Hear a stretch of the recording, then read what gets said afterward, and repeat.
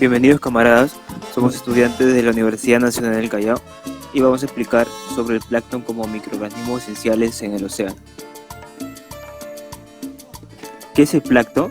El plancton es el conjunto de organismos tanto vegetales como animales, adultos y larvarios, que viven en las aguas dulces o marinas, flotando o dotados de escasos elementos de locomoción. Generalmente presentan tamaño microscópico y para medirlo se utiliza la micra, la milésima parte de un milímetro. Ese término fue utilizado por primera vez por Victor Hense en el año de 1887 y significa errante o vagabundo. Por lo tanto, los seres que forman el plancton son aquellos que se caracterizan por su independencia biológica con respecto al fondo y que están siendo acarreados por las aguas o nadando débilmente. Tipos de plancton. Existen dos tipos y estos son fitoplancton y zooplancton. El fitoplancton se desarrolla en aguas costeras, son plancton vegetal. Los organismos más abundantes son los cianobacterias y las diatomeas. Eso podemos incluir también a los dinoflagelados, que son responsables de la marea roja, que también se le llama pirrofitas. Forma base como parte de la cadena trófica marina, en el cual el fitoplancton ha experimentado un deceso significativo a causa de la radiación ultravioleta. Otra de las razones es el agujero de la capa de ozono, donde la productividad decreció. Los zooplancton constituyen su mayoría como productores secundarios y terciarios. Los organismos más abundantes son copépodos, cladoceros, rotíferos, cnidarios, ketornatos. Su alimento es ingerir otros organismos de la misma especie pero de menor tamaño. Un dato curioso es que algunas especies de peces y moluscos son planctonitos solo en el estado embrionario. En la parte izquierda podemos ver algunas especies de fitoplancton, como tenemos aquí el Cenedemus, Merimospoedia, Pediastrum, Duplex, Davicula, y en la parte derecha podemos ver la Cephalodela, Lecane, Rotaria, Cyclops, Vicinus, que son, estos cuatro últimos son los tipos de zooplancton. Las diferencias. Bueno, en un fitoplancton está compuesto de organismos de menor tamaño que pueden llegar a pocos milímetros. En la cadena trófica conforma parte más importante de los productores primarios en océanos. En el aumento del fitoplancton producirá un gran aumento de oxígeno, por ende alimento disponible para el zooplancton. Son importantes para generar o sintetizar fotosíntesis, en el cual son capaces de producir y liberar oxígeno en el medio marino. Los fitoplancton dependen de una gran medida como indicador ambiental, debido a que utilizan para evaluar y monitorear la estabilidad de los ecosistemas acuáticos. En cuanto al zooplancton, su tamaño es mayor desde larvas de peces equinodermos hasta medusas. En la cadena trófica lo ocupa una posición intermedia entre el fitoplancton y los niveles tróficos superiores.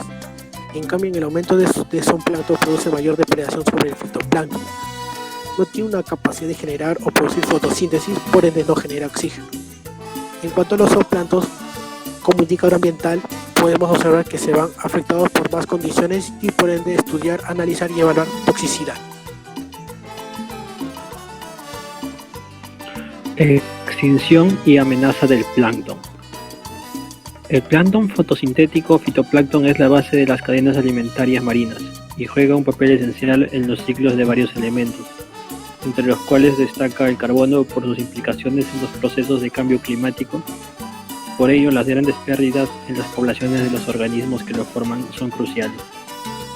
Hasta ahora se atribuían estas pérdidas exclusivamente a procesos de sedimentación o a la depredación ejercida por el zooplancton, animales marinos microscópicos.